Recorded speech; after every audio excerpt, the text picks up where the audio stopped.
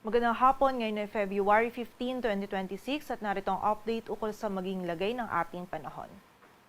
May kita natin ngayon dito sa ating satellite animation na meron pa ring mga convective clouds or medyo makakapal na kaulapan na umaabot dito sa may silangan ng Northern and Central Luzon. Ito po mga kaulapan nito ay dala ng shear line and ina-expect natin patuloy pa rin yung mga pag-ulan na mararanasan dito sa Cagayan, Isabela at Aurora na dala ng shear line. Ang amihan or northeast monsoon naman ay bahagyang mahina ngunit nakakaapekto pa rin ito dito sa bahagi ng extreme northern Luzon. Posible pa rin po yung isolated na mga mahihinang pag-ulan or pag-ambon dito sa area ng Batanes, Babuyan Islands, Apayao at Ilocos Norte, dala ng amihan. Sa nalalabing bahagi naman ng ating bansa ay easterlies pa rin yung umiiral. May mga kalat-kalat na pag-ulan, pagkilat at pagkulog pa rin pong mararanasan dito sa area ng Quezon and posible pa rin yung mga biglaang pag-ulan, pagkilat at pagkulog sa nalalabing bahagi ng ating bansa, lalong-lalo na po dito sa may southern portion ng Mindanao, dala ng easterlies. Kaya naman pag-iingat pa rin sa ating mga kababayan sa posibilidad ng mga pagbaha at pagguho ng lupa. Sa ngayon, wala po tayong minomonitor na bagyo or low pressure area sa loob at labas ng ating area of responsibility na maaaring makaapekto dito sa ating bansa. At para naman sa maging lagay ng ating panahon bukas, araw ng Lunes, patuloy pa rin yung mga pag-ulan na ating mararanasan dito sa Cagayan, Isabela at Aurora, dala ng shear line. While dito naman sa area ng Quezon, may mga pag-ulan din tayong mararanasan na dala ng easterlies. Posible po yung mga light to moderate na mga pag-ulan at may mga occasional heavy rains din na mararanasan, lalong-lalo na dito sa area ng Aurora at Quezon. Dito naman sa nalalabing bahagi ng Luzon, magiging bahagyang maulap hanggang sa maulap po yung ating kalangitan. Possible pa din yung mga isolated na mga mahihinang pag-ulan or pag-ambon dito sa may Batanes, Babuyan Islands, Apayao at Ilocos Norte. At dito naman sa Metro Manila, maging sa nalalabing bahagi po ng Luzon, may mga biglaang pag-ulan, pagkidat at pagkulog pa rin na mararanasan na dala ng easterlies. Agwat ng temperatura dito sa Metro Manila ay mula 24 to 31 degrees Celsius.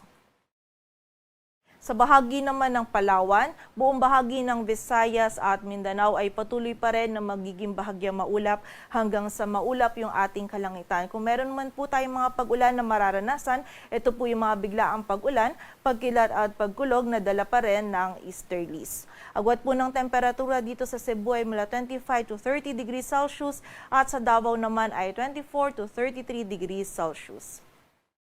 Para naman sa lagay ng dagat baybayin ng ating bansa, wala po tayo nakataas na gale warning. Pero iba yung pag-iingat pa rin sa mga kababayan natin na maglalayag dito po sa may northern and eastern section po ng ating bansa sapagkat maging katamtaman yung lagay pa rin po ng ating karagatan. Para naman sa 3-day outlook ng mga key cities ng ating bansa, for the next 3 days mula Tuesday to Thursday, patuloy pa rin po na amihan, easterlies at shear line yung magiging prevailing weather systems sa iba't ibang bahagi po ng ating bansa. Sa araw po ng Tuesday, medyo mahina pa rin yung amihan natin but prevailing pa rin ito dito sa area ng Northern Luzon. So expect po natin dito sa Metro Manila, maging sa area ng Legazpi City, may mga biglaang pag-ulan pa rin po na mararanasan na dala ng easterlies. While dito naman sa area ng Baguio City, possible pa rin yung mga isolated light rains na dala ng amihan. While for Wednesday and Thursday naman, kung saan ina-expect po natin yung another surge ng amihan or yung paglakas po ulit ng amihan, kung saan magiging prevailing ito sa most areas ng Luzon. Dito po sa Metro Manila, maging sa area ng Baguio City, magiging bahagyang maulap hanggang sa maulap pa rin po yung ating kalangitan. Medyo malamig pa rin yung panahon natin, lalong-lalo sa madaling araw at possible pa din yung mga isolated light rains na dala ng amihan. While for dito naman sa Legazpi City, magiging maulap po yung kalangitan, may mga light rains din po tayong mararanasan. So agwat po ng temperatura dito sa Metro Manila ay mula 23 to 30 degrees Celsius. Sa Baguio City naman ay 15 to 25 degrees Celsius. At dito naman sa Legazpi City ay 24 to 30 degrees Celsius. Dito naman sa area ng Metro Cebu at Iloilo City from Tuesday to Thursday, patuloy pong magiging bahagyang maulap hanggang sa maulap yung ating kalangitan. Possible lang yung mga biglaang pag-ulan, pagkilat at pagkulog na dala ng easterlies. While dito naman sa area ng Tacloban City, from Tuesday to Wednesday, may mga biglaan na mga pag-ulan lamang po tayong mararanasan, ngunit pagsapit ng Thursday, magiging mas mataas na po yung possibility or maulan na po yung panahon na ating mararanasan, posibleng dulot ng shear line or ng easterlies. Agwat ng temperatura sa Metro Cebu ay mula 24 to 31 degrees Celsius, sa Iloilo City ay 24 to 31, while sa area naman ng Tacloban City ay 24 to 31 degrees Celsius. Dito naman sa bahagi ng Metro Davao, by Tuesday, kung meron po tayong mga pag-ulan na mararanasan, ito yung mga biglaan at mga panandaliang pag-ulan, pagkilat at pagkulog lamang. Ngunit by Wednesday or Thursday, magiging mataas na po yung possibility ng mga pag-ulan or maulan na panahon na din po yung ating mararanasan.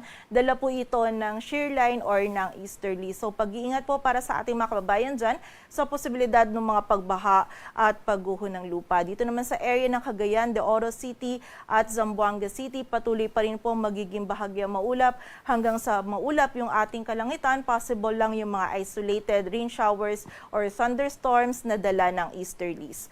Agwat ng temperatura sa Metro Davao ay mula 24 to 33 degrees Celsius. Sa Cagayan de Oro City ay 23 to 30 degrees Celsius at sa Zamboanga City naman ay 24 to 33 degrees Celsius. Dito sa Metro Manila, ang sunset natin ay mamayang 6 p.m. at ang sunrise naman ay bukas ng 6:20 a.m. Patuloy po tayo magantabay sa updates na ipapalabas ng Pag-asa. Para sa mas kompletong impormasyon, bisitahin ang aming website pag-asa.dost.gov.ph. At para naman sa pinapalabas ng mga heavy rainfall warnings o yung mga thunderstorm and rainfall advisories ng ating mga regional offices, bisitahin ang aming website panahon.gov.ph. At yan po muna ang latest dito sa Weather Forecasting Center ng Pag-asa. Grace Castañeda, magandang hapon po.